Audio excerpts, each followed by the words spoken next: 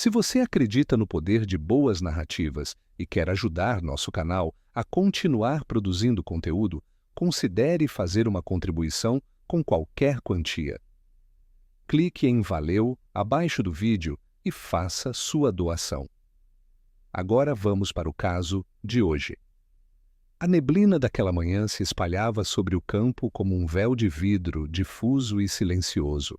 Londres ainda dormia sob o peso da primavera, quando Hercule Poirot ergueu os olhos do jornal e pousou a xícara de café com o cuidado de quem evita perturbar um segredo.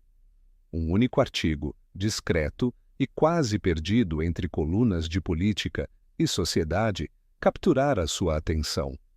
Homem alega ser herdeiro desaparecido do condado de Hampshire. O título, simples em aparência, escondia algo que cintilava entre as linhas, uma promessa de incerteza. «Mon ami», murmurou Poirot, como se falasse para si mesmo, «um homem que retorna dos mortos jamais é o mesmo».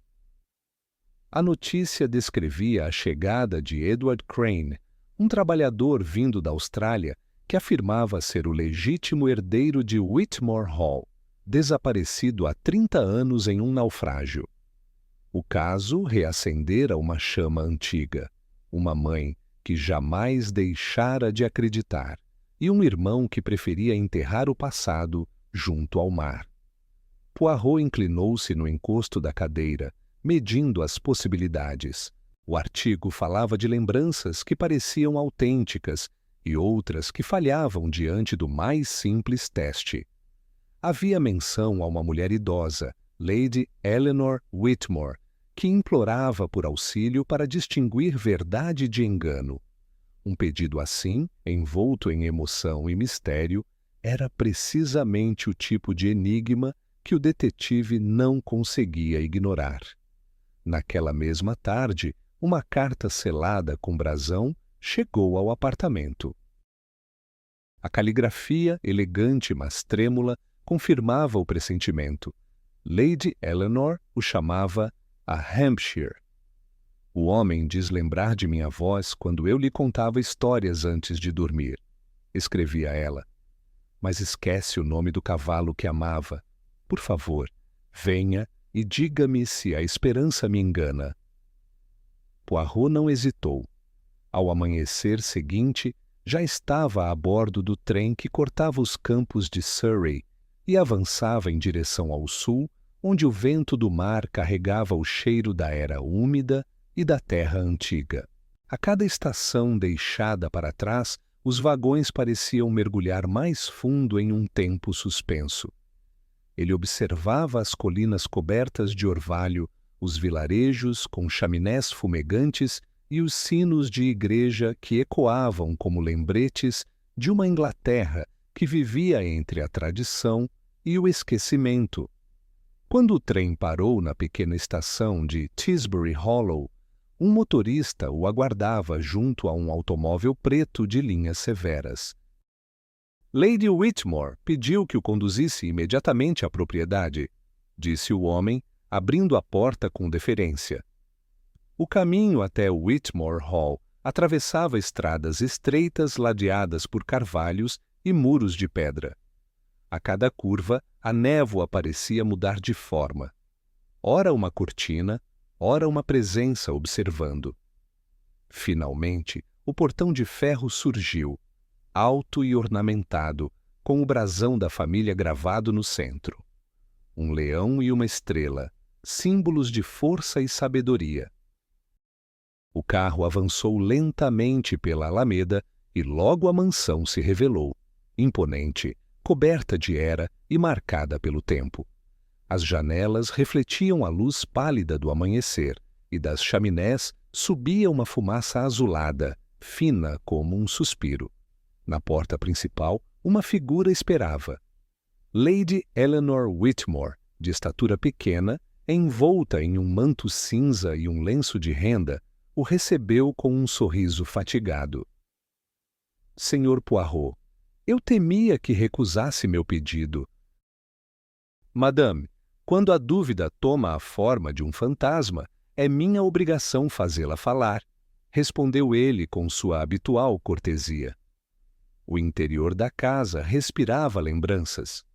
Os retratos nas paredes mostravam gerações de Whitmores, homens em uniformes de caça, mulheres com colares de pérolas, crianças de olhar fixo. O ar tinha o perfume doce e triste de móveis encerados e lareiras apagadas. Um relógio marcava as horas em cadência lenta, como se o tempo dentro daquelas paredes tivesse seu próprio compasso. Ele está aqui, disse Lady Eleanor, conduzindo Poirot até o salão principal. Perto da lareira, um homem alto se levantou. Sua postura era firme, mas o olhar denunciava anos de distância e cansaço. O rosto queimado de sol, as mãos ásperas, nada nele lembrava um aristocrata inglês. E ainda assim, havia algo no modo como inclinava levemente a cabeça, uma semelhança discreta com os retratos pendurados no corredor. Senhor Poirot? Disse ele, a voz rouca. A senhora acredita que sou Edward Whitmore. Outros dizem que sou apenas Edward Crane. Vim buscar o que perdi. Um nome, uma história, talvez um lar. Poirot o observou em silêncio. Cada palavra parecia pesar sobre o ar como poeira suspensa. E por que o senhor acredita ser quem diz? Porque há lembranças que não se aprendem, respondeu o homem. O cheiro do jardim quando chove, o som da harpa que minha mãe tocava. Eu não poderia ter inventado isso. Do fundo do salão, uma voz grave interrompeu. Ou talvez tenha ouvido essas histórias de alguém que as viveu. O homem que falava era Henry Whitmore, irmão mais novo do desaparecido, elegante, frio e dono de uma autoridade natural. Esse homem destrói a paz desta casa. Traz de volta o passado apenas para colher o que não lhe pertence. Lady Eleanor empalideceu, mas manteve a compostura. Henry, permita que o Sr. Poirot decida o que é verdade. O olhar do detetive alternou entre os dois homens, o que afirmava ter retornado e o que recusava acreditar. Ele viu nos olhos de um a dúvida disfarçada de raiva e no outro a esperança ferida que luta para sobreviver. Naquela noite, o vento soprou forte sobre os jardins, fazendo ranger as janelas antigas. Poirot permaneceu acordado, sentado junto à lareira do quarto de hóspedes, observando a chama se contorcer como um pensamento indeciso. A história, em sua mente metódica, já tomava forma. Um homem perdido no mar, uma mãe que o espera por décadas, um irmão guardião de um título e um retorno que ameaça desfazer tudo. Mas o que mais lhe chamava a atenção era o detalhe, as pequenas fissuras que surgem quando uma mentira tenta se parecer demais com a verdade. Ao amanhecer, desceu as escadas em silêncio. A casa dormia, exceto pelo tic-tac do relógio no corredor. Parou diante de um retrato antigo, um jovem de olhar sereno, trajando o uniforme naval. A semelhança com Edward Crane era inegável. Poirot cruzou as mãos atrás das costas e murmurou. Há mistérios que não pertencem ao tempo, apenas à memória. E a memória, ela mente com elegância. Lá fora, o sol despontava entre as nuvens, dourando as pedras úmidas da propriedade. Os primeiros passos da investigação seriam dados naquele mesmo dia. Em Whitmore Hall, a verdade esperava para ser medida, não em palavras, mas nos pequenos gestos que nenhum impostor conseguiria imitar. E, como tantas vezes antes, Poirot sabia que a resposta não estava nas provas visíveis, mas nas contradições invisíveis, aquelas que o coração insiste em esconder. A manhã seguinte começou sob um céu cinzento, e o ar carregava o peso das perguntas que ainda não tinham resposta. Poirot caminhava pelos jardins de Whitmore Hall ao lado de Lady Eleanor, observando o orvalho que se acumulava nas pétalas das rosas. O silêncio entre eles era denso, quebrado apenas pelo som distante de passos no cascalho. Quando ela falou, sua voz soou frágil, mas firme. Eu olho para aquele homem e vejo o meu filho, mas às vezes, Sr. Poirot, penso que a minha esperança me engana. Poirot respondeu com calma. A esperança, madame, é uma amiga perigosa. Ela ilumina e confunde ao mesmo tempo. O que buscaremos não é a emoção de reconhecê-lo, mas a lógica que o identifica.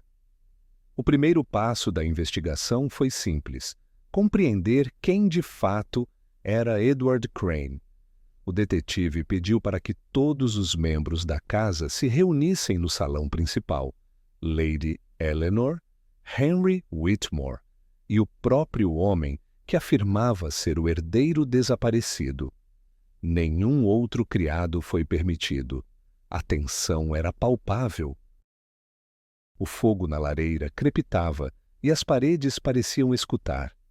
Poirot iniciou com serenidade, como quem organiza peças em um tabuleiro. Sr. Crane, começou, conte-me, se desejar, o que recorda da infância. O homem respirou fundo antes de falar. Havia um lago atrás da casa. Eu costumava pescar lá com meu pai.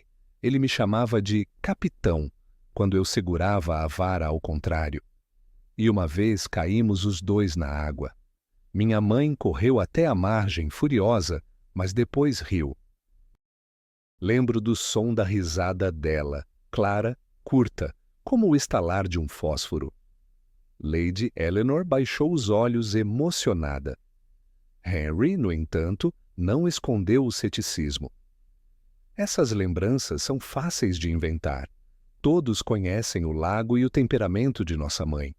Ele poderia ter ouvido essa história de qualquer um dos criados. Poirot levantou uma mão, pedindo silêncio. De fato, monsieur, o que se aprende pode ser repetido, mas há detalhes que não se ensinam. Ele se aproximou e observou Edward atentamente. Qual era o nome do cavalo que costumava montar quando jovem?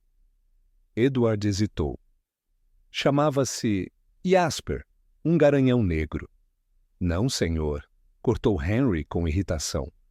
Jasper era o cavalo de meu pai. O de Roger era um alazão claro chamado Comet. Edward enrubesceu, mas manteve a compostura. 30 anos mudam a memória, Sr. Whitmore. O tempo apaga nomes, não sentimentos. Poirot interveio. Apaga sim, Monsieur Crane, mas a verdade deixa rastros, mesmo nas falhas. Ele aproximou-se de Lady Eleanor e perguntou com gentileza. Quando viu esse homem pela primeira vez, o que sentiu? Assombro, ela respondeu. Ele se move como meu filho. Até a forma como segura a xícara é idêntica, mas então fala, e por um instante parece outro. Poirot fez uma anotação em seu caderno. Para ele, gestos inconscientes revelavam mais do que lembranças decoradas. E naquele instante já havia algo que o intrigava: a forma como Edward usava o relógio no pulso esquerdo, quando o verdadeiro herdeiro, segundo os retratos, parecia ser destro. Mais tarde, em conversa reservada, o detetive questionou Henry. O senhor crê sinceramente que este homem mente? Não tenho dúvida alguma, respondeu o herdeiro atual. Ele é um impostor. O verdadeiro Edward era um jovem estudioso, refinado.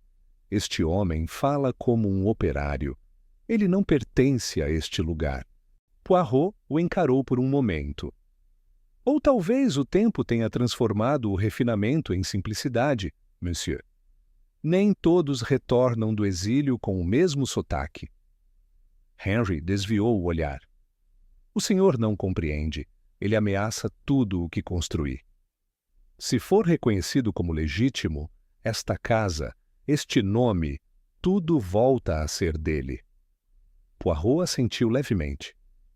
Então o que o senhor teme é perder o que acredita ser seu, não necessariamente a verdade. O silêncio que se seguiu foi resposta suficiente. Horas depois, Poirot pediu que Edward se reunisse com ele no escritório da mansão. O detetive o observou em silêncio, enquanto o homem examinava uma coleção de objetos antigos, uma caneta de prata, um tinteiro, um retrato em miniatura. "Reconhece alguma dessas peças?" perguntou Poirot. Edward pegou a caneta e sorriu. "Meu pai me deu uma igual quando completei 10 anos. Eu a perdi um mês depois." Poirot ergueu a sobrancelha. Curioso. "Lady Eleanor me contou que essa foi dada ao filho mais novo, Henry?" Edward hesitou. "Então talvez eu me engane. Mas lembro de ter uma igual." Essa contradição ficou registrada em sua mente. Poirot notou que Edward se apoiava sempre na memória emocional. Lembranças de sentimentos, de sons, de impressões, e não em fatos concretos. Contudo, o detetive também sabia que impostores tendem a se esconder justamente na precisão exagerada, o que tornava o caso ainda mais complexo. Naquela noite, Poirot reuniu-se com Lady Eleanor para discutir suas observações. "Madame", disse, "há detalhes que o tempo altera, mas há verdades que resistem. O que ele esquece é lógico, o que lembra é plausível. Ainda assim, há lacunas que não se explicam." Ela fitou o fogo da lareira. "O senhor acredita que ele é meu filho?" "Eu acredito que ele acredita ser." "E isso, madame, torna a mentira, se é que existe, muito mais perigosa." Para o detetive, a questão da identidade ia além do nome ou da linhagem. O verdadeiro desafio era separar quem o homem era de quem acreditava ser. A mente humana, refletia Poirot, podia reinventar-se diante da dor, e às vezes um impostor se convencia de sua própria versão da verdade. No dia seguinte, Poirot solicitou que Edward escrevesse uma carta de recordação, qualquer lembrança que quisesse descrever para a mãe. O homem aceitou de imediato. Quando o texto foi entregue, o detetive observou a caligrafia. Era inclinada para a esquerda. Poirot comparou-a discretamente com uma amostra de escrita antiga do verdadeiro herdeiro guardada nos arquivos da família. O traço era diferente, mas havia algo familiar na estrutura das letras, como se alguém destro estivesse forçando a mão oposta. Mais tarde, durante o almoço, ele fez uma observação casual. "Sr. Crane, notei que o senhor escreve com a mão esquerda." "Sempre foi assim?" Edward respondeu com naturalidade. "Não, ensinaram-me a usar a direita quando menino, mas com o tempo passei a preferir a esquerda. Fiquei mais hábil com ela." Poirot sorriu discretamente. A resposta, simples, ecoava uma lembrança que ele ouvira de um antigo servo da casa. O jovem Roger Whitmore, ainda criança, havia decidido treinar a mão esquerda para ficar mais inteligente. Essa coincidência não provava nada, mas indicava coerência. Era o primeiro indício concreto de que o homem diante dele poderia, de fato, ser o herdeiro perdido. Naquela noite, Poirot caminhou até a biblioteca, refletindo sobre o que descobrira. Os livros antigos exalavam o odor de papel e tempo. Ele pensou em como a identidade era um espelho partido. Cada fragmento mostrava uma verdade, mas nunca o todo. Um impostor podia aprender nomes, histórias e hábitos, porém, não podia simular a espontaneidade de um gesto herdado do passado.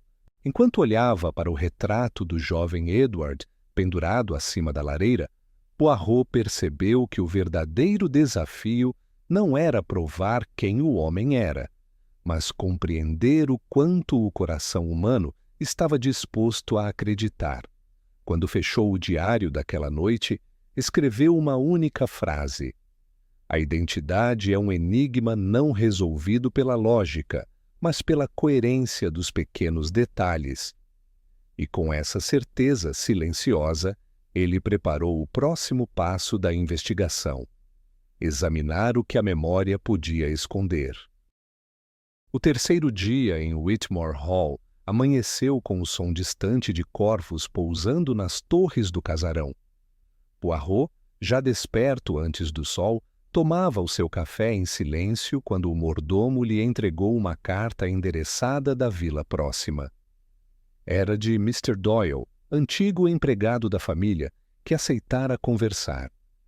O detetive viu ali uma oportunidade. Se alguém poderia ter revelado informações íntimas a Edward Crane, seria alguém do passado, alguém disposto a negociar lembranças. A caminhada até a cabana de Doyle, nos limites da propriedade, foi breve. O homem o recebeu com um olhar cansado e um ar de desconfiança. As mãos tremiam ligeiramente, talvez por idade, talvez por ressentimento. Senhor Poirot, disse ele, não imagine que me agrada falar da família Whitmore. Fui dispensado sem aviso quando o velho mestre morreu. A nova geração não sabe o que é lealdade. Poirot respondeu com calma, o tom firme, mas gentil. E ainda assim o senhor vive aqui, perto o bastante para ouvir o vento do salão. Talvez a lealdade nunca tenha ido embora. Doyle soltou um riso breve. A lealdade envelhece, monsieur. O rancor, não. O detetive observou o ambiente. Uma sala estreita, cheirando a fumo e madeira úmida. Nas prateleiras, caixas com papéis, recordações, e sobre a mesa, uma velha fotografia da família Whitmore. O olhar de Doyle desviou-se quando Poirot se aproximou. O senhor conheceu o jovem Edward antes do naufrágio? Conheci, sim. Era teimoso e orgulhoso, mas tinha bom coração. Nunca suportou ver injustiça. Havia até uma moça, Mary Denning, filha de empregados. Ele se meteu em confusão por causa dela. Isso acabou com a paciência do pai. Poirot anotou o nome. E acredita que o homem que voltou possa ser ele? Doyle fitou a lareira apagada. Não sei. Fala parecido. Lembra de coisas que só um verdadeiro Whitmore lembraria. Mas a memória é um truque perigoso, senhor. Basta alguém lhe contar uma história o suficiente de vezes e ela vira lembrança. As palavras do ex-valé ficaram martelando na mente de Poirot. Ao retornar à mansão, encontrou Lady Eleanor aguardando na biblioteca. Ela parecia exausta. Ele me contou hoje que se lembra da música que toquei no piano quando ele tinha 10 anos, disse ela. Eu mesma esqueci a melodia há muito tempo. É possível que ele tenha inventado... Ou que se lembre melhor do que eu. Poirot a ouviu com atenção. Madame, às vezes a imaginação serve de ponte entre o esquecimento e a verdade. O problema é quando ela substitui completamente a ponte. O detetive solicitou uma conversa privada com Edward naquela tarde. O homem apareceu pontual, com a postura de quem sabe que está sendo avaliado. Poirot o recebeu com um leve aceno e começou sem rodeios. Sr. Crane, gostaria que me contasse novamente o que se recorda do dia do naufrágio. Edward fixou o olhar na janela, onde a chuva escorria em linhas tortas. O fogo começou na cozinha do navio. Lembro do cheiro de querosene e de gritos. Pulei quando a madeira começou a rachar. Depois, só o mar e o escuro. Acordei na praia de um lugar que ninguém me soube nomear. E o que se seguiu? Perguntou Poirot. Trabalhei onde pude. Esqueci quem era. Só anos depois começaram a surgir as lembranças. O nome Whitmore, esta casa, o rosto de minha mãe. Poirot O observava com atenção quase clínica. E o senhor acredita que essas lembranças voltaram espontaneamente? Sim, vieram em sonhos, fragmentadas. E nunca pensou que talvez fossem plantadas, monsieur? Contadas a si por alguém que desejava que acreditasse nelas? O homem cerrou o punho. Não, ninguém me contou nada. Eu lembro, eu sinto. O tom elevado ecoou pelas paredes, mas Poirot manteve-se inabalável. A emoção não prova nada, mon ami. A memória é como o mar. Ela devolve apenas o que quer. Mais tarde, sozinho, Poirot refletiu sobre o que ouvira. As respostas de Edward eram coerentes, porém calculadas. Havia sinceridade nas palavras, mas também lacunas sutis. Ele percebia que o homem se lembrava de emoções, sons e gestos, mas nunca de datas exatas ou de nomes completos. Era uma memória moldada mais pelo sentimento do que pela precisão. Determinando-se a buscar confirmação, Poirot enviou um telegrama a Londres pedindo que o inspetor-chefe de sua confiança verificasse registros da Austrália. Trabalhadores, viajantes, sobreviventes de naufrágios. Horas depois, a resposta chegou. Havia de fato registros de um homem chamado Edward Crane, mas o nome surgia apenas a partir de 1921, 30 anos após o desaparecimento do verdadeiro herdeiro. Com o documento em mãos, o detetive voltou a procurar Lady Eleanor. Madame, o homem que afirma ser seu filho adotou o nome Edward Crane apenas há 4 anos. Antes disso, não há vestígios. Isso não significa que ele minta, mas indica que alguém construiu sua identidade recente. Ela levou a mão ao peito. Então o senhor acredita que ele foi manipulado? Talvez. Ou talvez tenha se manipulado a si mesmo. Às vezes, para suportar a dor, o ser humano cria uma história que possa habitar. Mais tarde, Poirot encontrou Henry no salão e o informou sobre o telegrama. O homem reagiu com frieza. Sabia que era farsa, sempre disse que era farsa. O senhor está muito certo, Monsieur Whitmore, replicou Poirot. Mas cuidado, a certeza absoluta também é uma forma de cegueira. Henry riu com desprezo. Chame de cegueira se quiser. Eu chamo de razão. Nenhum impostor pode sustentar uma mentira por tanto tempo. Poirot cruzou os braços. Exceto aquele que acredita na mentira, como se fosse a própria vida. Nos dias seguintes, Poirot dedicou-se a confrontar memórias com objetos. Pediu a Edward que identificasse itens antigos da casa. Livros, retratos, utensílios de infância. Alguns ele reconheceu de imediato, outros confundiu. Em certo momento, apontou para um retrato de criança e disse: "Sou eu, aos 8 anos." Lady Eleanor confirmou.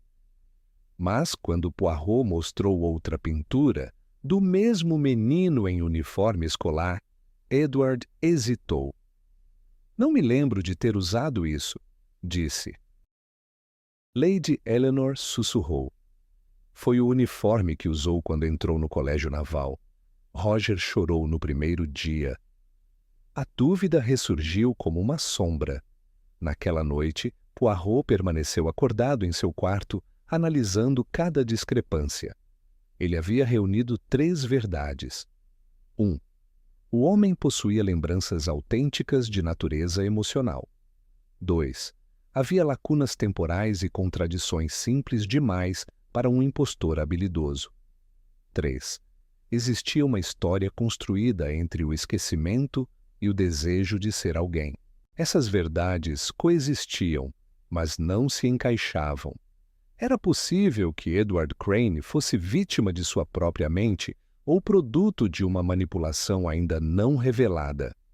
No dia seguinte, Poirot solicitou um encontro com todos. O salão foi preparado. Lady Eleanor sentou-se próxima à lareira. Henry manteve-se em pé, braços cruzados. Edward permaneceu ao centro, com um olhar fixo no detetive. Poirot começou devagar. Senhores, o tempo é o mais astuto dos mentirosos. Ele altera rostos, apaga cicatrizes e apura histórias. Mas há uma coisa que nem ele consegue destruir: a coerência. Virou-se para Edward.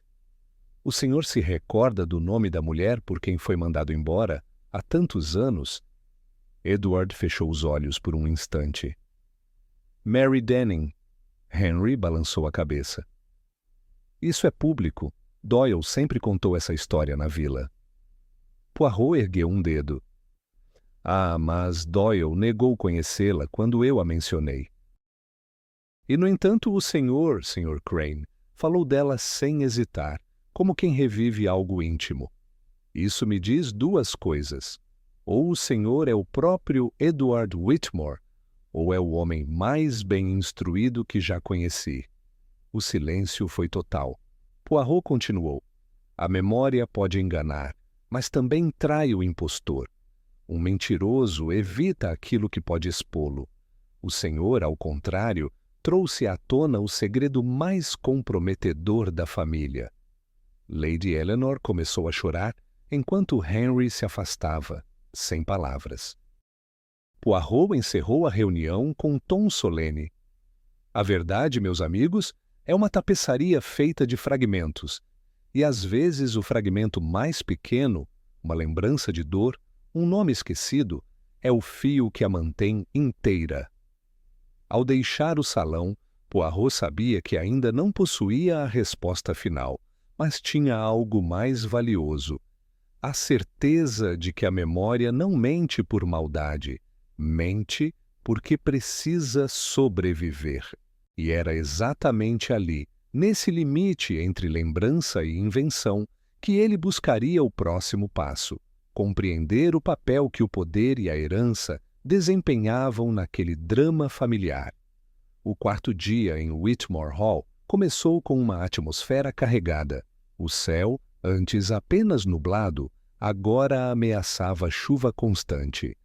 Poirot, que raramente se deixava abater pelo clima, percebia que o ambiente refletia o estado da casa, pesado, dividido, à beira de uma tempestade. A investigação havia deixado de ser apenas um jogo de lembranças. Agora, tratava-se de algo muito mais terreno: propriedade, fortuna e o poder que cada sobrenome carrega. Lady Eleanor permanecia confinada à ala leste, evitando os confrontos diretos entre os dois homens. Henry, sempre em movimento, supervisionava empregados e documentos como quem teme perder o controle. Edward, por sua vez, andava pelos corredores com expressão sombria, ciente de que cada gesto era observado, cada palavra medida. Poirot dedicou aquela manhã à análise dos registros legais da família. Os papéis eram volumosos, organizados em pastas amareladas pelo tempo. Ali estava o inventário de títulos, terras, ações e rendimentos, uma riqueza que justificava qualquer disputa. O detetive anotou o essencial. Caso o retorno do verdadeiro herdeiro fosse confirmado, Henry perderia não apenas a casa, mas também o poder político e social que o sobrenome Whitmore lhe concedia. Ao meio-dia, Poirot pediu uma reunião formal com Henry. Encontrou-o no escritório revisando correspondências. Sr. Whitmore, começou o detetive, preciso compreender o que o senhor teme exatamente: perder a fortuna ou admitir que viveu todos esses anos sobre um equívoco? Henry pousou a pena e o encarou com frieza. O que temo, Monsieur Poirot, é a ruína da ordem. Meu pai construiu esta casa sobre disciplina. O Sr. Crane veio da poeira, de tavernas e portos, e quer vestir o nome Whitmore, como se fosse um casaco velho. Poirot manteve o tom neutro. Mas a nobreza, monsieur, não se mede pelo tecido de um casaco, e sim pela costura do caráter. Há homens simples com mais dignidade do que famílias inteiras de brasões. Henry riu, sem humor. Um estrangeiro jamais entenderá o que é pertencer a uma linhagem. Nós carregamos a história dos nossos antepassados. Poirot inclinou ligeiramente a cabeça. E às vezes, monsieur, confundem história com propriedade. A conversa terminou sem acordo. Contudo, o detetive percebia cada vez mais que Henry não mentia por interesse direto. Sua oposição ao suposto irmão era movida por orgulho e medo de desordem, sentimentos comuns àqueles que confundem tradição com verdade. Mais tarde, Poirot visitou Lady Eleanor. A senhora parecia abatida, mas receptiva. Meu marido dizia que o nome Whittemore não podia se manchar, contou ela. Mas o que é honra, Sr. Poirot, se para preservá-la precisamos negar o coração? É uma questão que muitos aristocratas evitam responder, madame. O Sr. Henry parece mais apegado ao brasão do que à justiça. Ela suspirou. Henry acredita que a casa é um espelho da nossa reputação. Se o estranho for aceito como meu filho, ele teme que o nome perca valor. Mas o que realmente se perde é a humanidade. Poirot tomou nota mental dessas palavras. Elas revelavam algo essencial. O verdadeiro conflito não era entre irmãos, mas entre duas formas de poder: o poder do sangue e o poder da verdade. No mesmo dia, Poirot mandou chamar Mrs. Linton, antiga governanta da família. A mulher havia deixado o serviço anos antes, mas ainda residia na vila. A conversa ocorreu na biblioteca, sob a supervisão de Lady Eleanor. Madame Linton, disse Poirot, o Sr. Crane afirma lembrar-se de alguns detalhes da infância.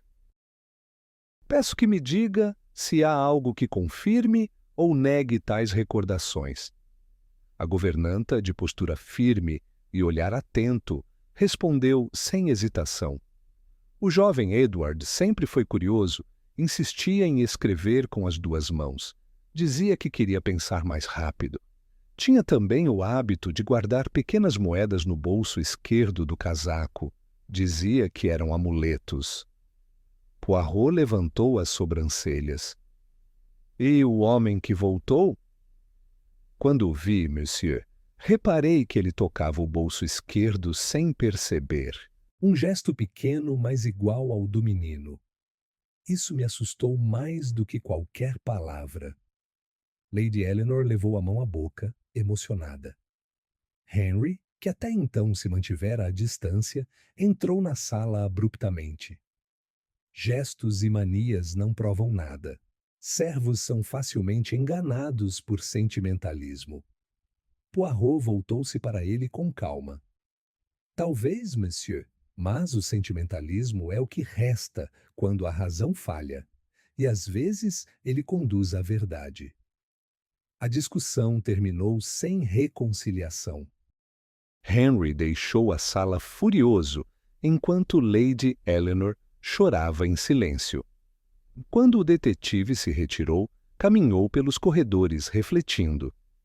Naquele ponto, o caso não era apenas uma questão de memória, era uma luta entre classes. O homem que voltava do mar trazia consigo o cheiro da pobreza, e isso bastava para ser rejeitado por uma casa que via nobreza como sinônimo de pureza.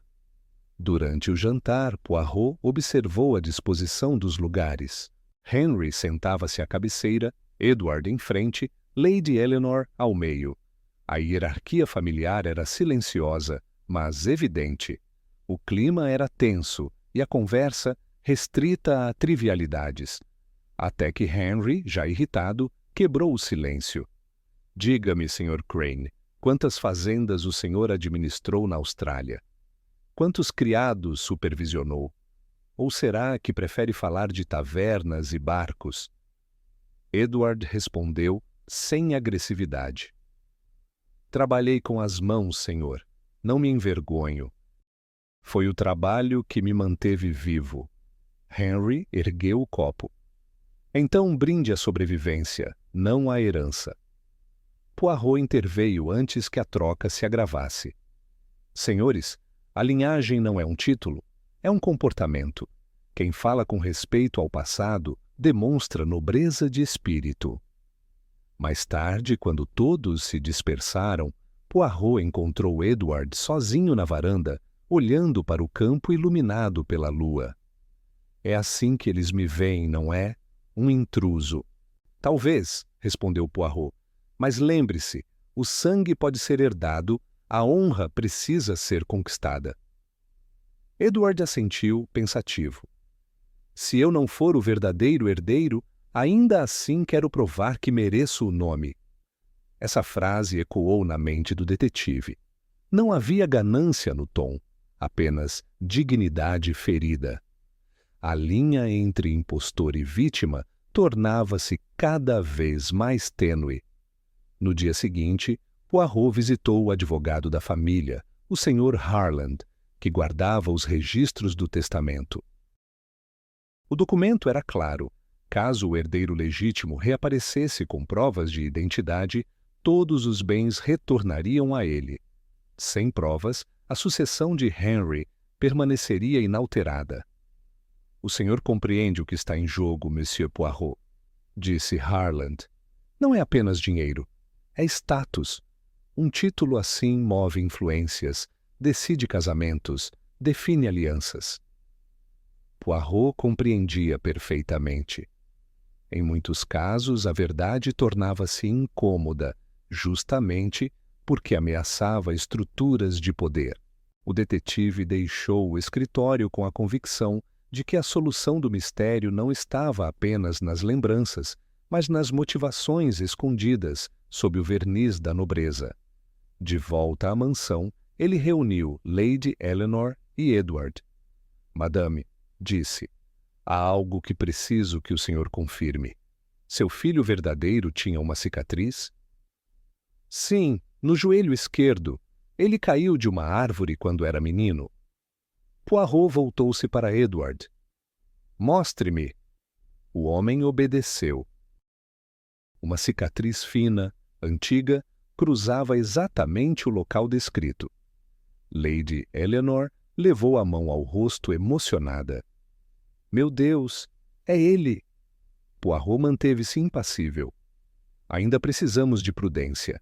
Mas se for verdade, madame, talvez o Sr. Henry não esteja apenas lutando contra um intruso. Talvez lute contra a própria culpa de ter vivido na sombra de um irmão perdido. Naquela noite, a chuva finalmente caiu sobre Whitmore Hall, lavando os vitrais e os jardins. Poirot ficou à janela, refletindo sobre a cena. A herança material era apenas o palco de uma disputa maior, a do orgulho e da aceitação. Ele sabia que a próxima etapa exigiria mais do que provas. Exigiria enfrentar o que o amor materno e o poder familiar tentavam esconder. O tempo das dúvidas havia terminado. O que restava agora era descobrir até onde cada um estaria disposto a ir para preservar sua versão da verdade. O amanhecer seguinte trouxe à propriedade um silêncio peculiar, o tipo de quietude que precede decisões importantes.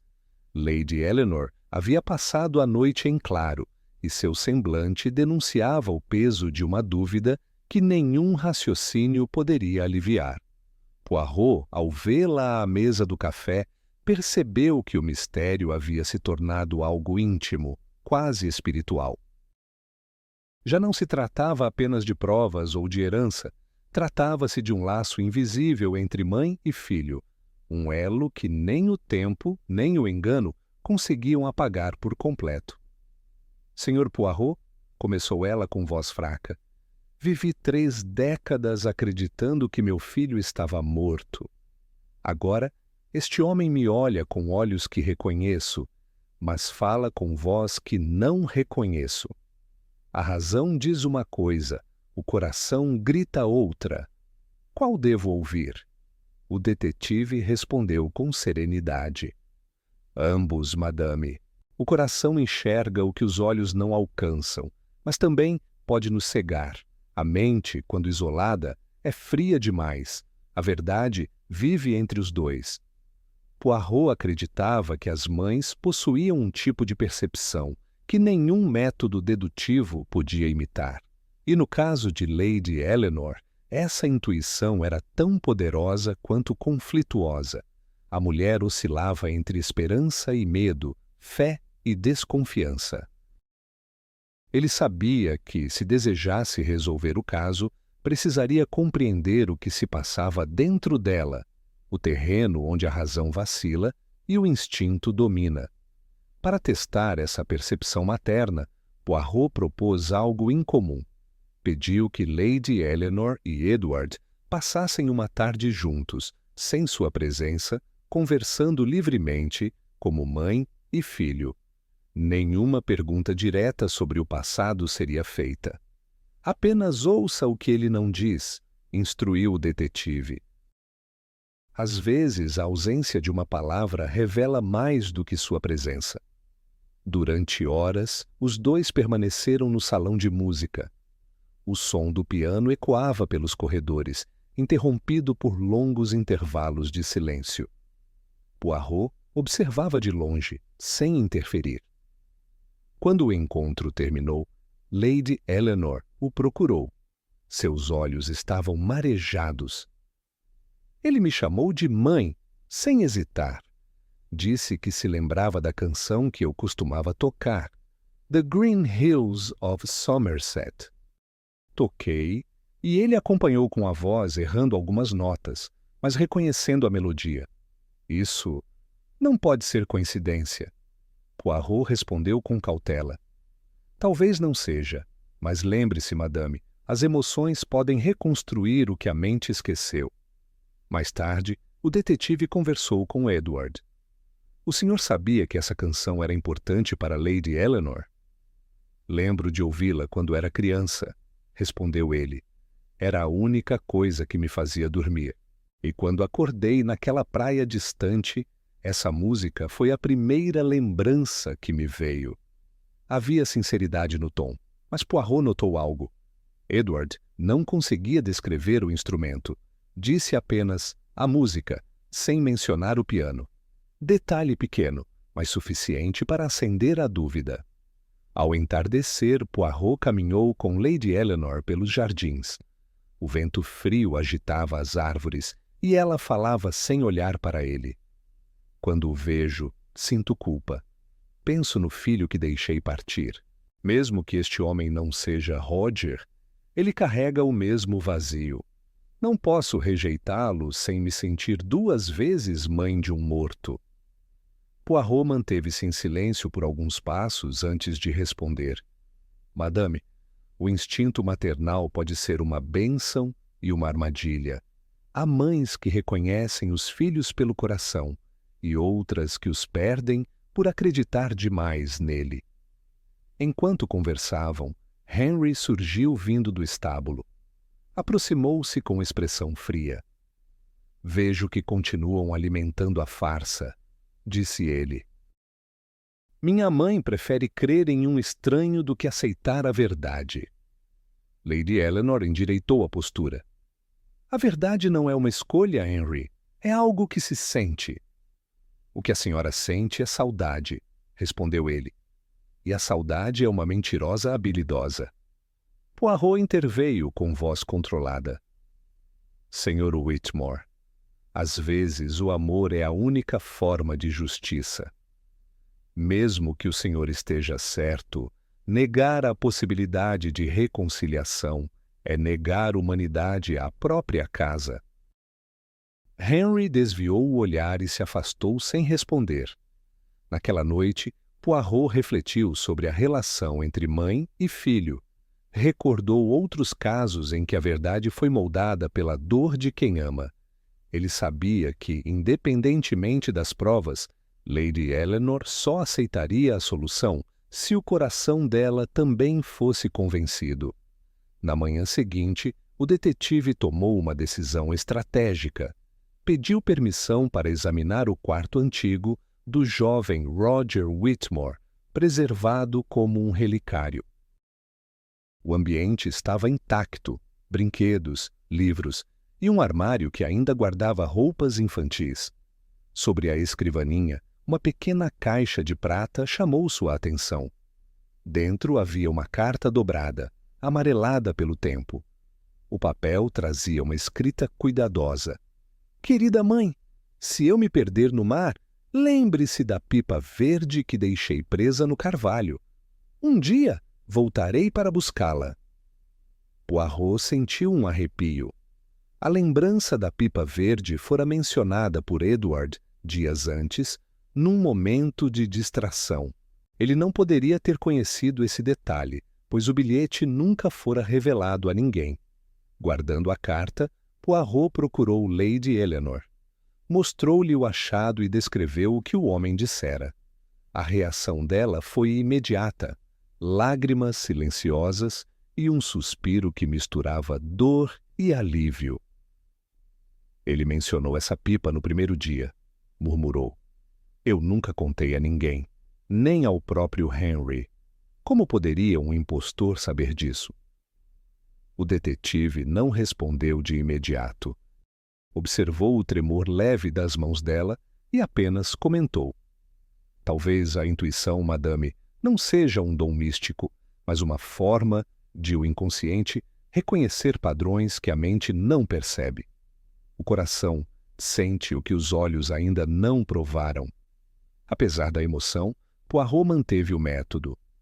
Pediu a Edward que descrevesse novamente o dia em que perdeu a pipa. Ele relatou com precisão. O campo ao norte, o vento forte, a promessa feita à mãe. Nenhum erro. Para o detetive, aquele era o ponto de virada. Mesmo assim, algo o inquietava. Se o homem dizia a verdade, alguém dentro da casa tentava desacreditá-lo. Se mentia, possuía um cúmplice com acesso a detalhes íntimos da família. Em ambos os casos, a intuição materna havia conduzido Poirot a uma nova pista, a carta, o objeto esquecido, o símbolo da conexão entre passado e presente. Antes de encerrar o dia, o detetive voltou a conversar com Lady Eleanor. Madame, disse ele com delicadeza, acredito que a senhora já sabe a resposta, ainda que tema admiti-la. Ela o olhou com lágrimas contidas. Sinto que ele é meu filho, mas o sentimento, Sr. Poirot, pode enganar. Talvez, respondeu ele, mas quando a razão e o instinto apontam na mesma direção, mesmo o detetive mais cético aprende a escutar. Do lado de fora, o vento agitava as cortinas e fazia ranger os vitrais. Poirot fitou o horizonte por um instante e murmurou para si mesmo. A intuição materna é o único mistério que nem os pequenos detalhes conseguem decifrar. Na manhã seguinte, Lady Eleanor apareceu ao café com semblante decidido. — Sr. Poirot, quero que encerre o caso. Já tenho minha verdade. — E qual seria ela, madame? — Não importa se ele é o verdadeiro herdeiro ou não. Para mim é meu filho, e isso basta. Poirot nada respondeu. Sabia que, para uma mãe, o reconhecimento não precisava de certidões ou assinaturas. Mas também compreendia que a justiça exigia provas, e ainda restava uma etapa antes de concluir o caso. Enquanto deixava o salão, pensou em voz baixa. Hoje uma mãe recuperou o filho. Amanhã talvez a verdade precise recuperá-los dos sentimentos. Era hora de confrontar as certezas e desmontar as ilusões restantes. O amor havia falado. Agora, a justiça teria sua vez. A chuva havia cessado, mas o céu continuava pesado, como se o próprio tempo hesitasse em seguir adiante. Whitmore Hall permanecia em silêncio, exceto pelo estalar das lareiras e pelo leve som dos relógios, marcando as horas com uma precisão incômoda. Poirot sabia que o momento da verdade estava próximo e, com ele, a inevitável colisão entre justiça e certeza, duas forças que raramente coexistem em harmonia. Naquela manhã, ele convocou todos os envolvidos para uma última reunião na biblioteca. Lady Eleanor chegou primeiro, pálida, mas decidida. Henry veio em seguida, com o rosto rígido e expressão de desafio. Por fim, Edward entrou, acompanhado do mordomo. Havia serenidade em seu olhar, como se já tivesse aceitado qualquer desfecho. Poirot, de pé diante da lareira, aguardou que todos se acomodassem. Senhores, começou ele com voz calma, o caso que me trouxe até esta casa não é apenas sobre quem tem direito a um nome, mas sobre quem merece carregar a verdade que ele representa. Fez uma pausa breve, percorrendo cada rosto com o olhar. Durante dias, observei, ouvi e comparei. E vi a fé de uma mãe, o medo de um irmão e a luta de um homem que não sabe onde termina a lembrança e começa o esquecimento. E agora, creio ter encontrado a resposta. Não pela emoção, mas pela coerência. Henry cruzou os braços. Então diga logo, monsieur. É ele ou não é? Poirot levantou um dedo. A pressa é inimiga da verdade, monsieur. Permita-me antes apresentar as peças do quebra-cabeça. Ele retirou do bolso uma pequena folha de papel envelhecida. Era a carta que encontrara no quarto infantil, o bilhete da pipa verde. Esta carta, escrita por um menino ao qual todos chamavam Roger Whitmore, menciona uma pipa perdida em um carvalho. Ninguém, exceto Lady Eleanor, sabia da existência deste bilhete. E, no entanto, o Sr. Crane falou dessa pipa no primeiro dia em que nos conhecemos. Ele não poderia tê-lo inventado, a menos que o tivesse vivido. Henry apertou os lábios. Isso prova apenas que alguém pode ter contado a ele. Doyle, talvez. Poirot respondeu prontamente. Ah, sim, o Sr. Doyle. O mesmo que negou conhecer a história de Mary Denning, embora o Sr. Crane a tenha mencionado com detalhes. Um impostor evitaria revelar um segredo familiar que poderia denunciá-lo. Este homem fez o oposto, trouxe à tona a ferida que todos escondiam. Isso, monsieur, não é a estratégia de um farsante. Lady Eleanor levou a mão aos lábios, emocionada. Edward manteve o olhar baixo. Poirot continuou. Além disso, as contradições observadas, como o uso da mão esquerda e a confusão sobre o cavalo, não são sinais de impostura, mas de um homem que foi moldado por dois mundos. A mente, quando ferida pelo trauma e pelo tempo, preserva o essencial e apaga o trivial. Um impostor lembraria cada detalhe com precisão ensaiada. O verdadeiro homem, por outro lado, erra no que é irrelevante, mas acerta no que é íntimo. Henry recostou-se na poltrona impaciente. Palavras, Monsieur Poirot. Nada disso é prova. Talvez, respondeu o detetive, mas a justiça raramente se apoia apenas em provas. Ela se equilibra sobre a convicção moral, e neste caso, a moral fala mais alto do que a assinatura de um documento. Ele caminhou lentamente até o centro da sala. O Sr. Henry afirma defender a razão, mas o que realmente defende é o privilégio. O medo de perder o poder o cegou para a possibilidade de reconciliação. O Sr. Crane, ao contrário, jamais demonstrou ambição. Ele não exige riqueza, exige identidade, e é precisamente isso que o torna digno do nome que reivindica. O silêncio que se seguiu foi denso. Lady Eleanor chorava discretamente. Henry manteve os punhos cerrados, mas o olhar começava a vacilar. Poirot prosseguiu, mais baixo, quase num tom de confidência. Nos tribunais, A justiça busca provas. Aqui, buscamos verdade. A certeza absoluta é um luxo que nem a ciência pode oferecer. Mas quando todos os fios do enredo apontam para um mesmo destino, o dever do detetive é reconhecê-lo, mesmo sem selo ou testamento. Ele voltou-se para Lady Eleanor. Madame, o coração da senhora o reconheceu antes que as palavras o confirmassem. E ainda que a mente duvide, o instinto materno raramente se engana por completo. Depois, olhou para Edward. Monsieur Crane, ou melhor, Sr. Whitmore, não posso oferecer-lhe um certificado de nascimento, mas posso dizer que cada gesto, cada hesitação e cada lembrança revelam um homem que carrega o peso de um passado vivido, não aprendido. Edward levantou a cabeça lentamente. Então acredita em mim? Poirot respondeu com um leve sorriso. Acredito na verdade que se sustenta mesmo quando a dúvida tenta derrubá-la. Henry levantou-se abruptamente. Isto é absurdo.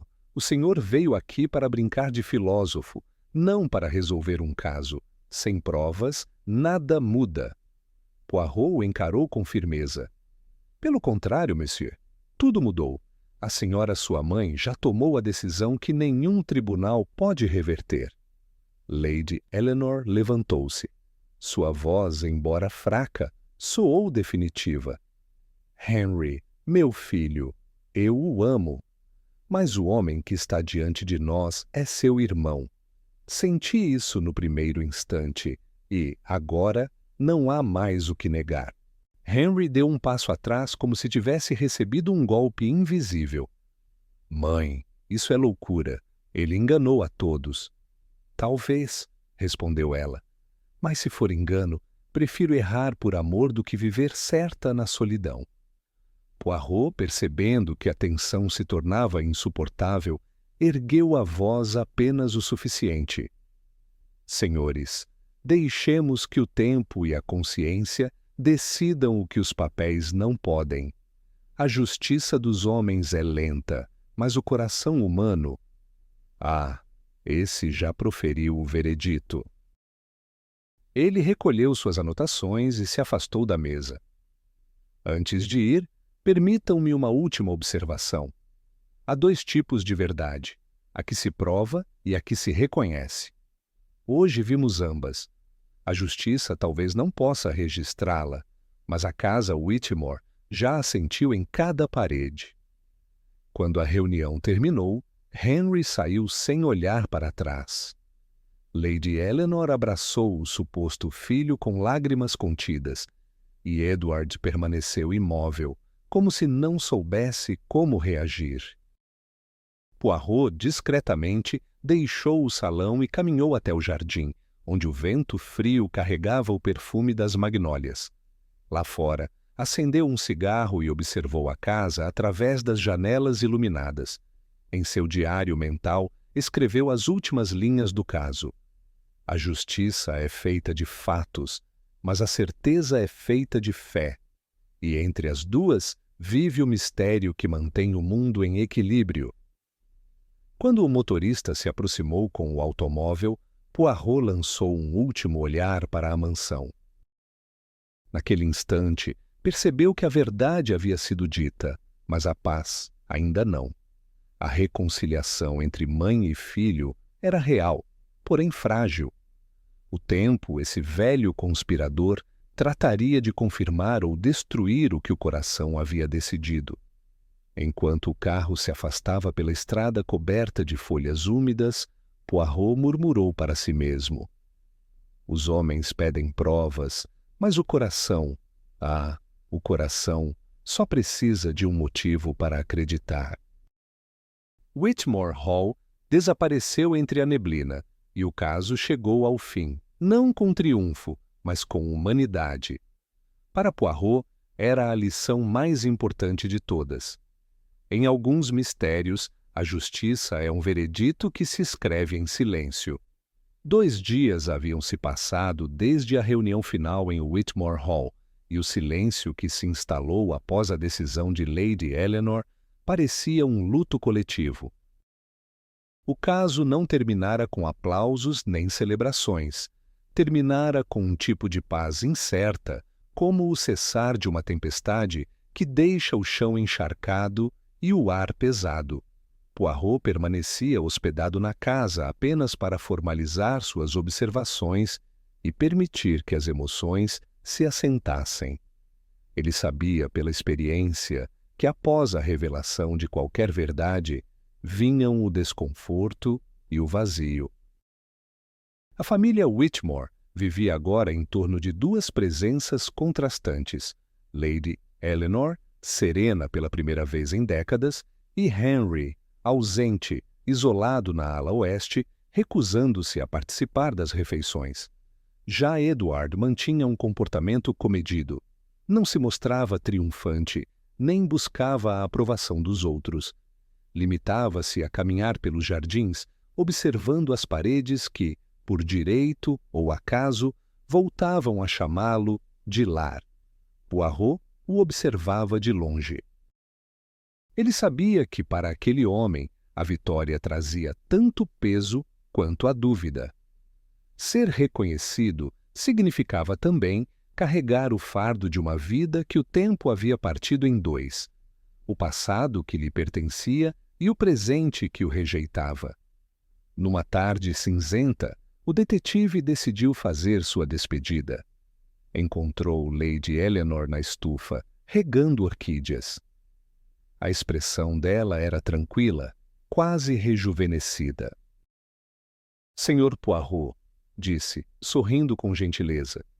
Quando o senhor chegou, esta casa estava cheia de sombras. Agora, mesmo com todas as incertezas, sinto que o ar voltou a circular. Poirot inclinou levemente a cabeça. Às vezes, madame, a verdade não serve para esclarecer. Serve apenas para devolver o fôlego. Ela pousou o regador e se aproximou. O senhor acredita, no fundo, que ele é meu filho? Madame, respondeu ele. Acredito que a alma reconhece o que a mente hesita em aceitar. Eu vi nos olhos dele algo que não se aprende nem se ensaia. Mas, se me permite, creio que o mais importante não é o sangue, e sim o perdão. Lady Eleanor sorriu, emocionada. O perdão talvez seja o único legado digno desta casa. Naquela mesma noite, Henry finalmente procurou o detetive. Entrou no escritório sem bater, com o rosto tenso, mas o olhar menos endurecido. Vim me despedir, disse ele. Acho que minha mãe não me perdoará tão cedo. Talvez nem eu a perdoe. Mas preciso admitir uma coisa. O senhor não me convenceu com provas, mas com decência. E, de certo modo, prefiro isso. Poirot respondeu com serenidade. A decência, monsieur, é o último refúgio da verdade quando as evidências são confusas. Henry respirou fundo e, após um breve silêncio, acrescentou. Eu não sei se aquele homem é meu irmão, mas percebo agora que passei anos tentando apagar o fantasma dele, como se isso pudesse me libertar. Talvez o problema nunca tenha sido ele ter voltado, mas eu nunca ter deixado de competi-lo. Poirot o observou com empatia. A rivalidade é um espelho perigoso, monsieur. Às vezes passamos tanto tempo olhando para ele que esquecemos quem somos. Depois que Henry se retirou, o detetive permaneceu por alguns minutos diante da lareira. Era raro sentir o peso emocional de um caso, mas aquele tinha-lhe deixado marcas. Não havia assassino a prender, nem vilão a punir, apenas vidas partidas por tempo, orgulho e saudade. Ele compreendia, agora, que a justiça mais difícil é aquela que não pode ser provada. Na manhã seguinte, Poirot caminhou pelo jardim uma última vez. A neblina pairava sobre os campos, e o som distante dos sinos da igreja ecoava pelas colinas. Encontrou Edward sentado no banco de pedra, olhando para o lago. — Vai embora hoje, disse o homem, sem se virar. — Sim, respondeu Poirot. Meu trabalho terminou. A verdade, monsieur, pertence agora a esta casa. Edward manteve o olhar fixo na água. Sabe, Sr. Poirot, quando vivi na Austrália, às vezes sonhava com esse lugar. Achava que era apenas invenção da minha mente. Agora, estando aqui, tudo parece ao mesmo tempo familiar e estranho. Talvez eu nunca saiba se pertenço realmente a isto. Poirot sorriu com leveza. O pertencimento, mon ami, não está nas paredes, mas nas intenções. Se o senhor desejar honrar o nome Whitmore, já pertence a ele. Edward virou-se para encará-lo. E se eu não for Roger? Se tudo isso for um erro? Então, monsieur, disse Poirot, ainda assim será um homem que lutou por verdade e não por fortuna. Isso o torna mais nobre do que qualquer brasão. Eles permaneceram em silêncio por alguns instantes. O vento soprava leve e o lago refletia o céu cinzento, como se o mundo inteiro respirasse em compasso. Mais tarde, Poirot reuniu suas anotações e preparou o relatório final. O documento, simples, não apresentava conclusões absolutas, apenas descrevia fatos, impressões e deduções com a clareza que a honestidade permite. A última frase, escrita com traço firme, resumia o caso. Entre o desejo de justiça e a necessidade de certeza, escolho acreditar no poder humano de reconhecer o que é verdadeiro, mesmo quando a razão não o explica. Antes de partir, ele visitou Lady Eleanor uma última vez. Encontrou-a no salão, observando o retrato antigo dos filhos. Partirá agora, Sr. Poirot? Sim, madame. Acredito que meu papel aqui se encerrou. As respostas que faltam pertencem apenas ao coração. Ela assentiu lentamente. O senhor trouxe mais do que soluções. Trouxe a coragem de aceitar o que não se pode mudar. Poirot inclinou-se levemente, em sinal de respeito. Madame, a coragem é o que resta quando a verdade deixa de ser opção. Ao sair, cruzou o portão de ferro enquanto a chuva começava a cair outra vez, fina e constante. O carro aguardava na estrada e o som do motor rompeu o silêncio dos campos. No retrovisor, ele viu a mansão desaparecer aos poucos sob o manto de neblina. No trem de volta a Londres, Poirot observava a paisagem que se desenrolava além da janela. Cada colina e cada vilarejo passavam como páginas viradas de um livro que se encerra. Em seu caderno de notas, escreveu algumas reflexões finais. A justiça dos homens exige provas e testemunhas. A justiça da vida exige compreensão. Em Whitmore Hall, encontrei uma mãe que acreditou por amor, um filho que duvidou por medo e um homem que buscou existir entre ambos. A verdade, no fim, não pertence a nenhum deles. Pertence ao tempo. Ao chegar à cidade, a névoa londrina o recebeu com familiaridade. Ele sorriu levemente, ajeitou o chapéu e murmurou para si mesmo. Um caso curioso, sim, mas no fundo, o mais humano de todos. Enquanto caminhava pela rua úmida, o som distante de um sino marcou a hora exata do meio-dia. Poirot olhou para o relógio de bolso, satisfeito com a pontualidade. A única certeza que o mundo ainda oferecia. O caso do herdeiro desaparecido de Whitmore Hall ficaria guardado entre aqueles que não precisavam de manchetes nem de julgamentos. Um mistério resolvido não pela evidência, mas pela empatia. Uma lembrança que confirmava o que o detetive sempre soubera. Os enigmas mais profundos não vivem nos crimes, mas nos corações. Com esse pensamento, ele seguiu pela calçada, deixando o vapor dos trens e a fumaça da cidade se misturarem no ar frio. O mundo, com todos os seus paradoxos, permanecia imperfeito. e justamente por isso, fascinante. E assim terminou o caso do homem que voltou do mar. Não houve medalhas, nem veredictos, apenas uma verdade simples e eterna. A justiça nem sempre se escreve em tribunais, mas nos gestos silenciosos de quem escolhe acreditar. Se você gostou dessa história e quer apoiar o canal para que a gente continue trazendo mais conteúdos como este, considere deixar um super thanks. Qualquer contribuição, por menor que seja, faz toda a diferença e ajuda a manter esse trabalho vivo. Muito obrigado pelo seu apoio e até o próximo mistério.